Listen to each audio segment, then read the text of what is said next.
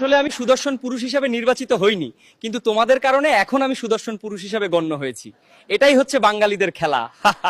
না না না না পাগল করো না এক হতে দুঃখ আমার সবসে হাম কখনো তাকে দেখা গেছে নারীদের শাড়িতে, কখনো আবার গাউনে, কখনো ভারী গহনায়, কখনো গর্জিয়াস মেকআপে নেচে গিয়ে তিনি তাল মেলাচ্ছেন। শুধু তাই নয়, বউ সেজেও ভিডিও বানাতে দেখা গেছে দেশের সবচেয়ে সুদর্শনী পুরুষকে। যে মেয়ে আরেকটা মেয়ের সম্পর্কে ভালো করে না জানে নষ্টামে বলতে পারে। একটি ভিডিওতে দেখা যাচ্ছে বড় বড় চুল, পরনে জাঁকজমক এক গাউন, আর কানে ও গলায় গহনা পরে ড্যান্স করছেন আদব খান। অন্য আরেক ভিডিওতে হট লুকে ধরা দিলেন অ্যাডল্ট খান। কালো শাড়ি আর স্লিভলেস ব্লাউজে তিনি রূপের মাধুর্য ছড়াচ্ছেন নেট দুনিয়ায়।